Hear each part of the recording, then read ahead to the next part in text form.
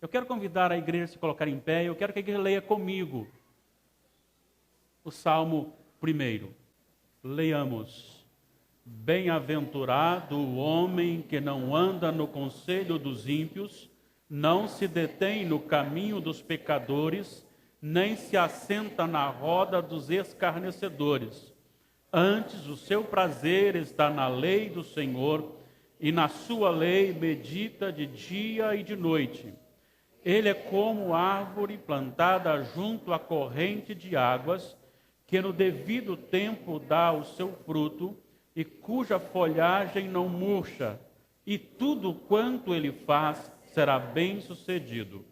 Os ímpios não são assim, são, porém, como a palha que o vento dispersa. Por isso os perversos não prevalecerão no juízo, nem os pecadores na congregação dos justos, pois o Senhor conhece o caminho dos justos, mas o caminho dos ímpios perecerá. Vamos orar. Pai amado, receba a nossa oração mais uma vez, que a fazemos no nome de Jesus, na dependência do Senhor para a compreensão viva da Tua palavra. Só Tu, ó Espírito Santo, podes, de forma plena, colocar vida nesta palavra e fazer do nosso coração, então, um coração renovado, mais obediente ao Senhor e mais cheio de sabedoria. Nós oramos nessa dependência em nome de Jesus. Amém. Os irmãos podem sentar. O Salmo 1, tão citado, tão conhecido, a maioria, creio, sabe de cor o Salmo 1, alguns até pode haver um deslize em alguma palavra, porque muito tempo não cita às vezes, mas normalmente nós sabemos de cor o Salmo 1, e justamente esse Salmo ele se enquadra no início do livro dos Salmos, justamente para apontar, para dirigir, como se fosse uma abertura, como se fosse uma introdução de todos os salmos que são tratados aqui como experiência do povo de Deus, com Deus e em Deus. Esse salmo é considerado e está classificado entre o salmo da sabedoria, assim como também o livro de Provérbios. E esse salmo, ele indica algumas coisas importantes para a nossa vida, ele direciona os nossos passos diante de uma escolha que podemos fazer. Ele nos desafia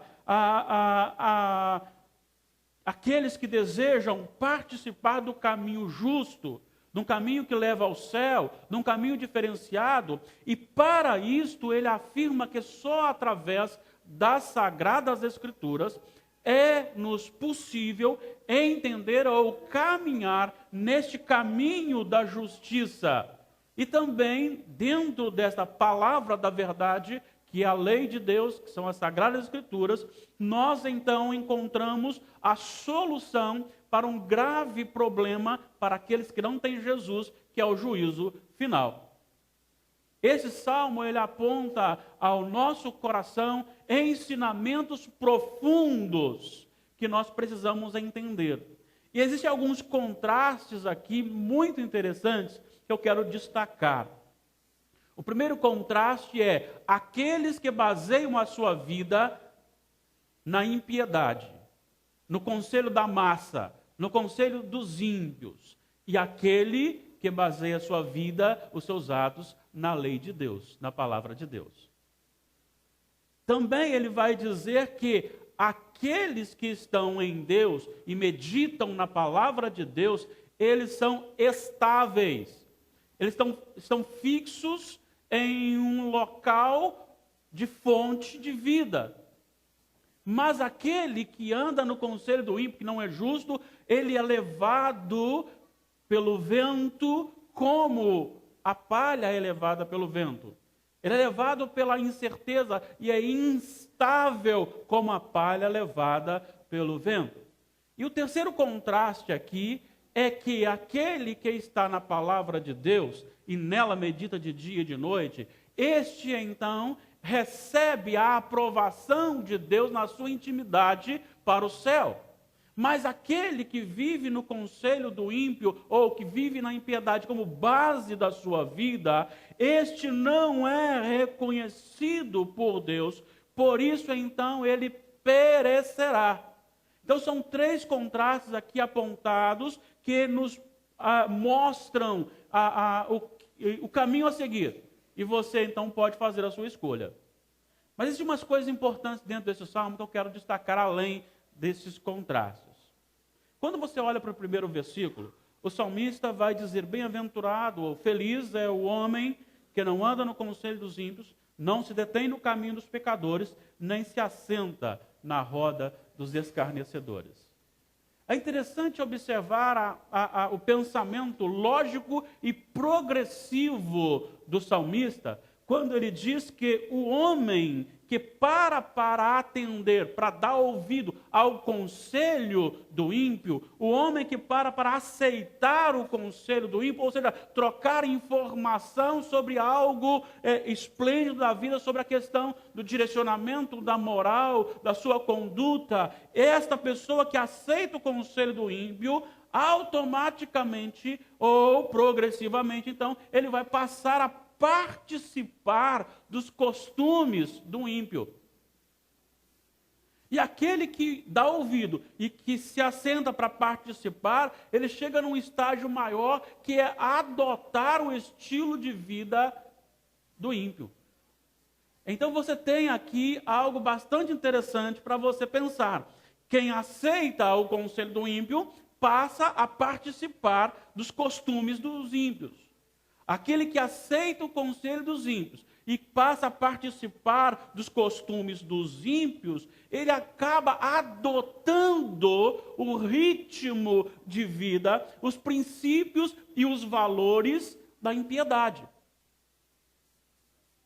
Mas a expressão aqui do salmista é que estas pessoas não são felizes, pois feliz é o homem que não participa ou aceita o conselho do ímpio, que não participa dos seus costumes e que não adota o seu estilo de vida perverso.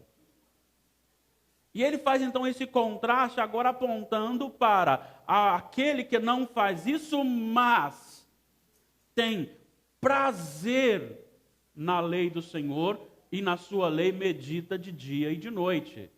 Olha só a expressão: antes o seu prazer está na lei do Senhor. Uma coisa é você ter o sentimento de alegria por meditar, por estudar a palavra de Deus, não pela palavra simplesmente, não pela beleza da história, mas pela vivacidade desta palavra, que atua no nosso coração e nos motiva, então, a procurar diariamente esta comunhão com a palavra de Deus, com a lei de Deus. Então, o sentimento está no coração, e esse sentimento agora passa a ser alimentado com a leitura, com o estudo da lei de Deus, com a palavra de Deus, que é inerrante, que é viva, que é eficaz, que penetra onde mais ninguém pode penetrar, que vai no mais profundo do coração, mais endurecido, e pode dissolver essa dureza e transformar essa dureza em um coração de carne, agora então acessível. Mas este estudo dessa palavra, ele não fica só no momento do estudo, mas ele, ou ela, a lei de Deus, ou a palavra de Deus, faz parte agora da vida daquele que ama a palavra de Deus. E aí então ele está caminhando e ele está pensando no texto que ele estudou, no sermão de domingo, no estudo de terça-feira, de quarta-feira, de quinta-feira, de sexta-feira, de sábado, aquilo que ele leu durante o dia, de manhã ou à noite, durante o dia em casa. Essa palavra agora faz parte da sua vida. Enquanto as pessoas comentam lá no mundo, as novelas, enquanto as pessoas comentam as aprovações dos nossos legisladores, enquanto as pessoas são inseridas neste meio, mas isso está inserido nos seus corações, a ponto de só conversarem sobre isso, o nosso coração, ele está cheio da palavra de Deus, e cheio da palavra de Deus, mesmo que alguém comente alguma coisa deste meio, o meio externo, este meio como político, como diversão, como qualquer outra coisa que possa vir, você sempre comparará com a palavra de Deus. Isso é automático.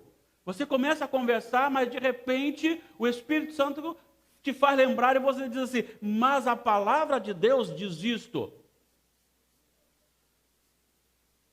Não me assusta, de certa forma, esse avanço da homossexualidade. Não me assusta esse avanço da corrupção. Não me assusta, porque se isso não acontecer, como nós vimos no vídeo, ouvimos a narração, Jesus então não virá e a palavra não se cumpre. Aquele que medita na palavra de Deus, ele então tem o seu coração cheio da palavra. Agora tem algumas coisas que se aplicam aqui àquele que busca a palavra de Deus. No versículo 3 você encontra o seguinte: é como árvore plantada junto à corrente de águas, que no devido tempo dá o seu fruto e cuja folhagem não murcha. Primeira coisa que nós entendemos aqui dentro dessa símile apresentada, essa linguagem figurada, para mostrar e apontar os ensinamentos daquele que permanece na lei de Deus, e ele compara então a uma árvore plantada junto à corrente de águas. E para nós aqui não é tão vívida essa ideia, mas para o contexto de Israel, isso era muito mais vívido, porque um lugar muito seco, uma árvore sendo então plantada ou recebendo a alimentação direta da água onde ela estava plantada, ela sempre estava verde. Isso revela então que a palavra de Deus produz no coração do homem vida.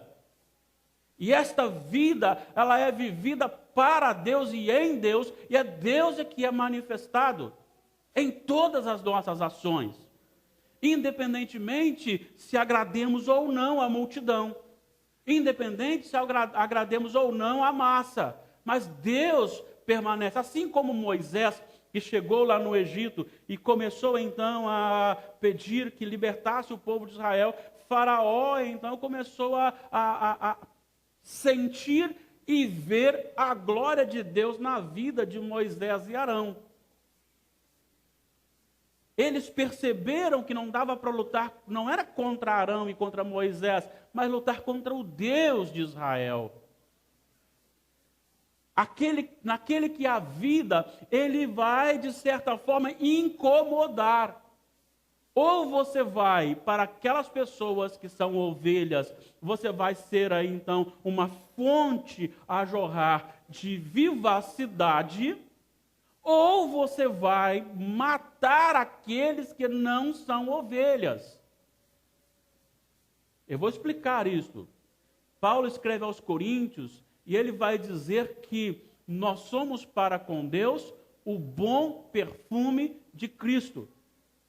E ele diz que somos bons perfumes para aqueles que são salvos. Porque para aqueles que não são salvos, nós cheiramos morte. Cheiro de morte para a morte, ou para os mortos. E a vida na pessoa que ama a palavra de Deus, ela tem então, em meio ao deserto, ela está sempre manifestando a glória e o poder de Deus. Há nela estabilidade frutífera. Ela não falha, no devido tempo dá o seu fruto. E a folha não murcha. E tudo quanto faz é bem sucedido. Por que tudo quanto faz é bem sucedido? Porque aquele que medita na palavra de Deus, na lei do Senhor, sabe que a nossa vida não está arraigada aqui. Pelo contrário, aquele que está no Senhor ele foi desarraigado deste mundo. Ele foi arrancado deste mundo. Nós somos forasteiros. Nós estamos no deserto da vida. Assim como Israel passou 40 anos no deserto para entrar em Canaã, nós também estamos passando nesse deserto da vida, quando também seremos então recolhidos pelo Senhor, arrebatados, chamados para encontrar com o Senhor nas nuvens. Então nós não temos ligação nenhuma com este mundo que nos prenda aqui, a não ser o tempo determinado para a igreja proclamar o nome de Deus, a glória de Deus, para que os eleitos sejam alcançados e também a ira, a medida da ira de Deus se chegue ao enchimento. Porque até mesmo para a ira de Deus existe o limite em que Ele também estabeleceu. Olha só. Enquanto você que ama a Deus, você que medita na lei do Senhor de dia e de noite, você que não anda no conselho dos ímpios, não se detém no caminho dos pecadores, nem se assenta na roda dos escarnecedores, você que não aceita o conselho deles, você que não participa com eles dos seus costumes, e você que não adota o estilo de vida deles para você, você está vivo, você está firme, você está estabilizado. O versículo 4 vai dizer, os ímpios não são assim, são porém, quer dizer, ao contrário disso, como a palha que o vento dispersa. Alguns salmistas chegaram até a questionar com Deus sobre essa questão, como é que o ímpio vive bem? Eu não estou dizendo que o ímpio não terá uma vida boa aqui na terra. Eu não estou dizendo que o ímpio não terá uma boa empresa, não terá dinheiro, não terá prazeres, mas eu estou dizendo para você que ele é tão superficial que ele vai ser então, já está, e será então consumado sobre ele a sua derrota, e ele será lançado juntamente com Satanás no inferno, no lago que arde com fogo e enxofre, a saber, a segunda morte. Apocalipse 20, versículo 15, aqueles que não têm os nomes escritos no livro da vida, eles foram lançados no inferno. Então aqui é como a palha que o vento dispersa, ele não tem então como permanecer diante do Senhor no dia do julgamento. Ele vai dizer, por isso os perversos não prevalecerão no juízo, e agora ele está apontando então para o dia final, nem os pecadores na congregação dos justos. E eu vou dizer uma coisa para vocês, nós estamos aqui hoje em um grupo bom de pessoas, e muitos outros grupos estão reunidos também em vários locais hoje, cultuando a Deus, mas pela conduta, nem todos que estão são realmente de Deus. E se não são de Deus, não prevalecerão na congregação dos justos. A pessoa pode andar com o justo, a pessoa pode cultuar com o justo, a pessoa pode morar com o justo, mas se ele não se arrepender, se ele for ímpio, se ele for perverso, ele não prevalecerá no juízo e nem vai permanecerá então na congregação dos justos, ele será separado. Jesus disse isso, que no último dia, ele então chamará todos para prestação de contas. Ele colocará, veja bem, isso não será depois, ele já chamará e colocará uns à sua direita e outros à sua esquerda. E aí ele emitirá o julgamento embasado não em testemunhas, mas na nossa própria vida e principalmente nas nossas palavras. No último dia, Deus não chamará uma testemunha para dizer assim, ó, você disse isso. Não. Ele abrirá o livro e mostrará, você falou, você fez, você errou, está aqui. Não tem como fugir. Não tem como dizer assim, não sou eu. Porque tudo está ali. Então será separado, o perverso será separado do justo.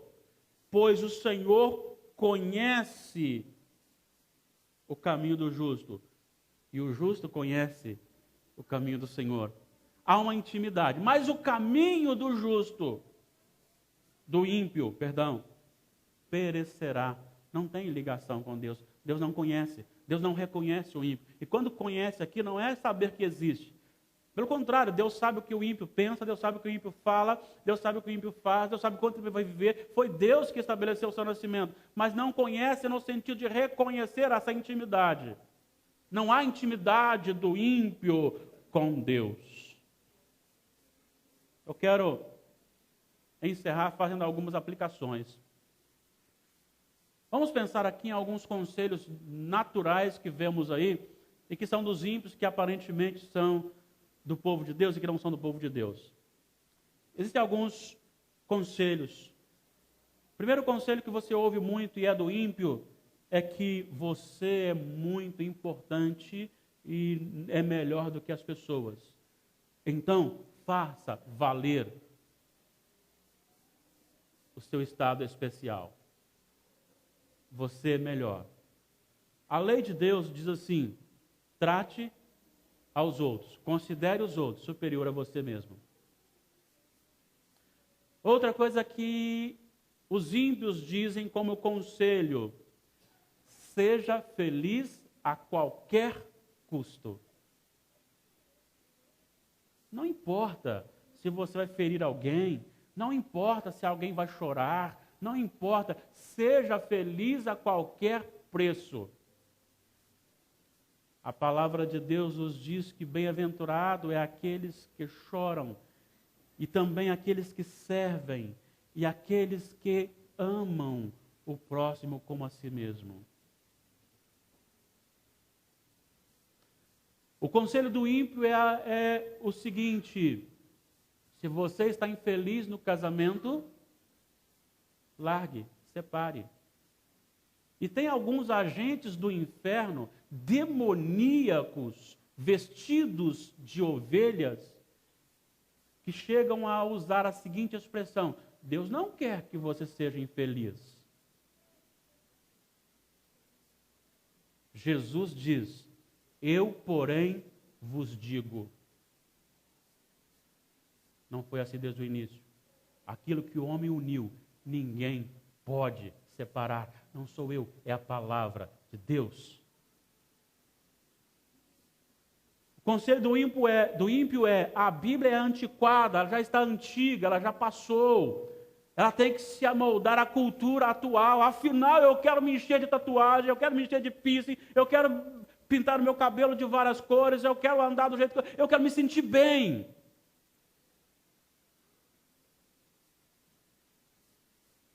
A palavra de Deus me diz que a cada instante eu devo me parecer mais e mais com Jesus Cristo.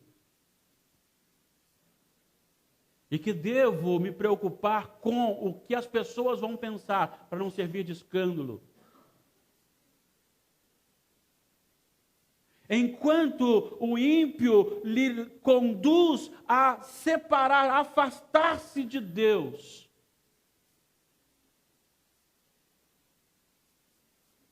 abra um parênteses aqui.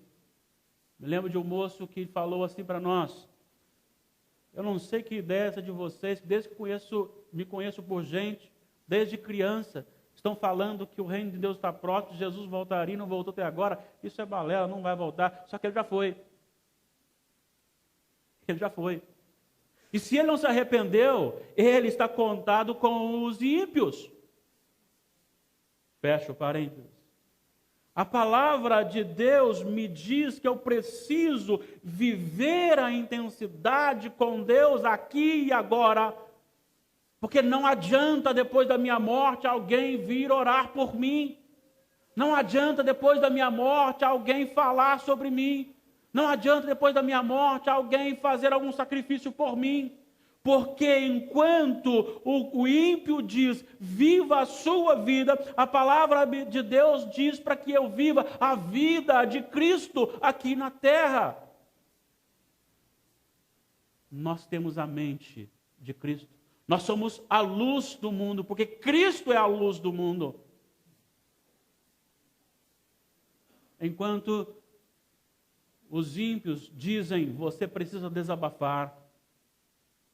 Você precisa soltar, porque senão você morre. Para não entrar em depressão, então você estoura. Xinga. Briga. Porque aí depois você sai aliviado para casa. A palavra de Deus diz: por que não sofreis vós o dano? Perdoai-vos mutuamente. O ímpio diz: bateu, retribui com o outro, com violência. A palavra de Deus diz: se te ofenderem uma face, vira a outra. Se obrigar a caminhar 1 milha, vai 2. Se alguém lhe tomar uma peça de roupa, dá outra também para que ele possa ser bem servido. Ou seja, seja diferente.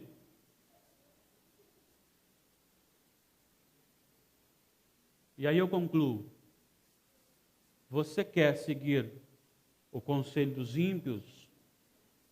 Seguindo o conselho dos ímpios, você então terá prazeres momentâneos, porque você ouvirá primeiro uma palavra, um bom conselho, você então se submeterá àquele conselho e participará dos atos do ímpio, e daí a pouquinho você não só está participando, mas você é ou se tornou um ímpio.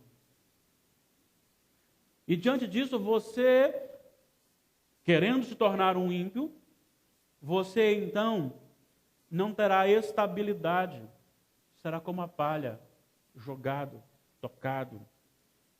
Você não prevalecerá no juízo, será condenado e será separado do justo, porque você não terá intimidade com o Senhor. Por outro lado, se a sua escolha for a lei do Senhor, você então terá estabilidade. Viverá de forma diferente. Não para você mesmo, mas para a glória de Deus. Você terá vida, fruto, e você será aprovado no último dia. E você será honrado no último dia. Sabe aqueles que falam mal de você pelas costas e que não se arrependeram? Eles serão lançados no inferno e você será honrado. Sabe aqueles que brigam e que falam e que discutem e que eles querem tirar do local que você está de glorificar ao Senhor? Esses, se não se arrependerem, estarão fora, mas você, pela graça de Deus, estará então firme, porque esta lei de Deus aponta para a sua pecaminosidade e aponta para a salvação em Jesus Cristo. E aí você prevalece, você permanece na presença do Senhor. Porque Deus prometeu e Deus fará. A Bíblia é a palavra de Deus. E por mais que as igrejas modernas se levantem para dizer e para mudar o que está aqui, ela continua sendo a palavra de Deus.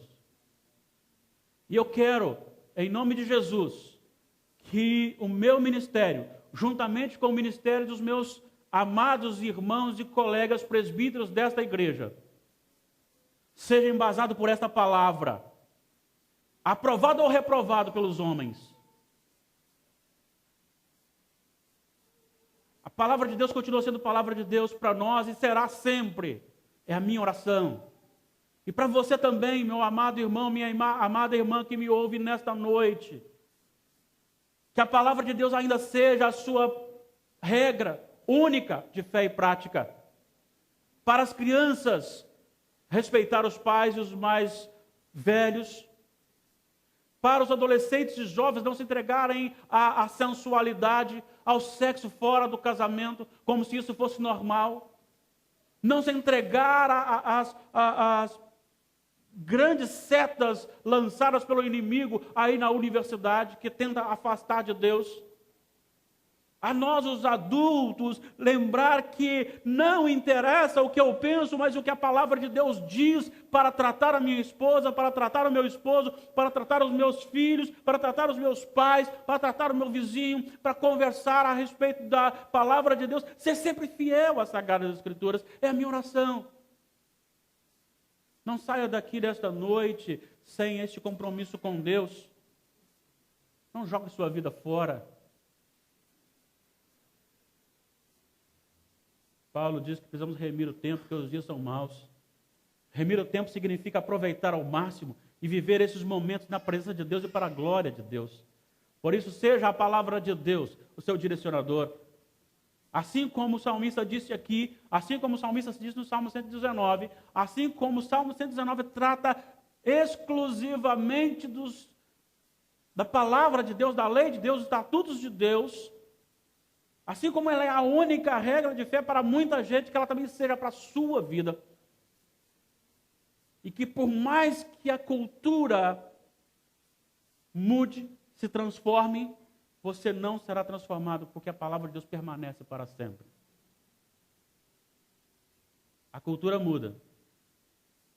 A cultura muda. E se você for seguir a cultura, você vai mudar também constantemente. Você será como a palha lançada, julgada pelo vento. Mas a palavra de Deus não. Ela é viva, ela é eficaz. Ela permanece para todos sempre. Siga a palavra de Deus. Estude a palavra de Deus. Medite na palavra de Deus. Todos os dias, o dia todo, todas as noites, o momento que você estiver acordado, medite na palavra de Deus. E você, então, encontrará o caminho a ser seguido. Pois nela há instrução. Pois ela é luz e lâmpada para o nosso caminho, para os nossos pés. Deus nos abençoe. Deus fortaleça a sua vida. Deus fortaleça o seu coração. E o habilite a viver para o Senhor. Mesmo que isso lhe custe a liberdade. Mesmo que isso lhe custe a amizade. Mesmo que isso lhe custe a vida. Pois quem perde a vida por causa de Jesus, esse verdadeiramente a ganha. Deus faça isso no nosso coração. Amém.